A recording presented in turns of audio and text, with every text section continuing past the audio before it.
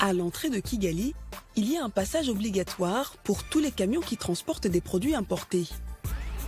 Ce lieu, c'est le Magerwa, qui signifie les magasins généraux du Rwanda. La mission de cet immense entrepôt, contrôler chaque produit importé de l'étranger avant qu'il ne soit mis sur le marché.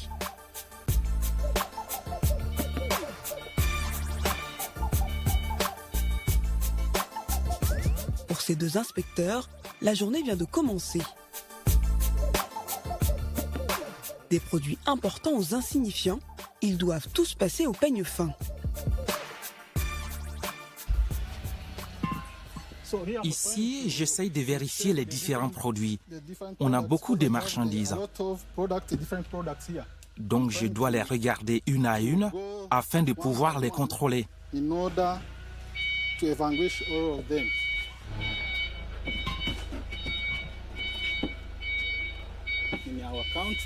Dans notre pays, certains importateurs essayent de faire rentrer des produits qui ne sont pas autorisés.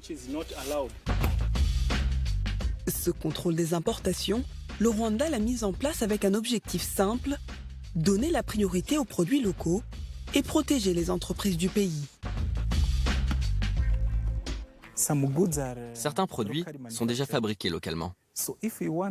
Donc si vous voulez importer ces produits-là, il y a une certaine limite. Par exemple, les vêtements de seconde main ne sont pas autorisés.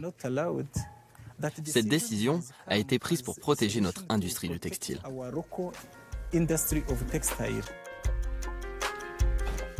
Cette politique protectionniste, le gouvernement rwandais l'assume, car le pays souffre d'un déficit commercial. Les importations sont 1,5 fois plus élevées que les exportations. Pour les autorités, fabriquer et consommer rwandais, c'est donc la stratégie pour inverser la tendance et soutenir l'industrie locale. Une politique qui profite pleinement aujourd'hui aux entrepreneurs locaux. Ecoplastic est l'une de ces entreprises qui profitent de la politique protectionniste du gouvernement. À sa tête, Venceslas Abamungu. Il fait du recyclage de plastique. Sa société collecte 20 tonnes de plastique par mois. Avant d'être recyclé, le plastique est trié, lavé et puis séché.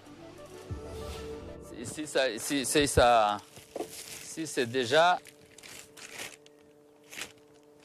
bien nettoyé. Pour moi, c'est une bonne affaire parce que ce n'est pas une chose que tout le monde le fait. L'importation de plastique est interdite au Rwanda depuis 2004. Du pain béni pour l'entrepreneur. Il a décidé de se lancer dans la filière pour recycler le plastique présent sur le territoire national.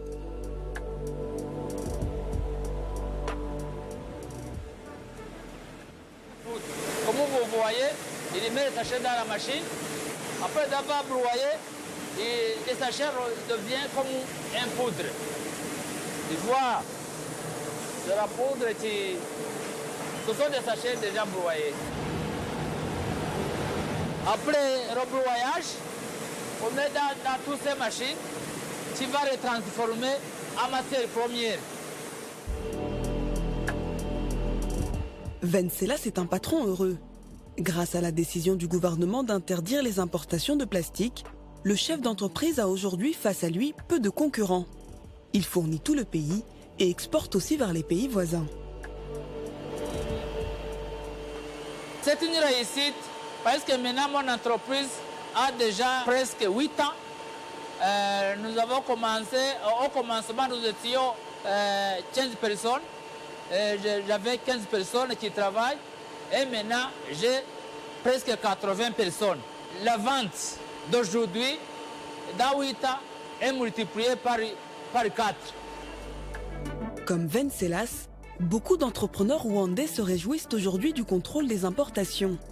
Le plastique n'est pas le seul produit concerné. L'importation des vêtements, des céréales et bien d'autres produits est très contrôlée par les autorités.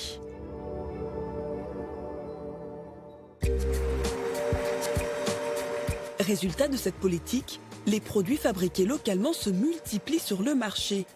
Et pour le faire savoir, les autorités ont eu une idée. Créer un label Made in Rwanda. Objectif, que les produits locaux soient facilement reconnaissables au niveau national et international. Mais pour obtenir ce label, les entreprises doivent se soumettre à une série de contrôles. Ce contrôle, c'est l'Agence nationale des normes du pays qui l'effectue. Aujourd'hui, ces 2 inspectrices ont rendez-vous à Africa Improved Foods. C'est la plus grosse usine de fabrication de farine au Rwanda. Ce sera par là. Ça, c'est du haricot. On a des machines qui permettent de le laver proprement et d'enlever toutes les saletés. D'où vient votre matière première, par exemple le haricot et le maïs? On a une équipe qui travaille avec les producteurs locaux pour nous permettre d'avoir du haricot et du maïs de qualité.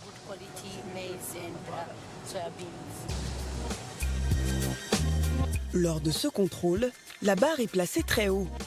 L'usine doit non seulement prouver que sa matière première est locale, mais aussi qu'elle respecte les normes sanitaires internationales.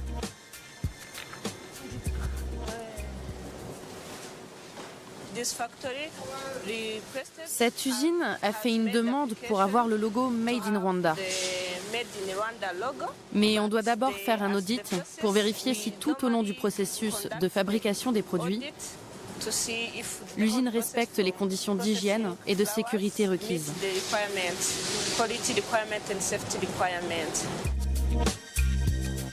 Si l'entreprise remplit toutes les conditions, elle pourra afficher bientôt sur ses produits le logo Made in Rwanda. Un précieux sésame qui aura plusieurs avantages pour l'usine. Le logo Made in Rwanda nous aidera à créer une confiance entre nous et nos clients. C'est aussi une façon de montrer aux gens où nous sommes situés, dans quel pays nous sommes. Le Rwanda est un pays qui se développe très vite et les gens ont de plus en plus confiance dans les produits qui sont faits au Rwanda. Le logo Made in Rwanda va aussi protéger nos produits. Personne au Kenya ou de l'Ouganda ne pourra plus dire que nos produits lui appartiennent.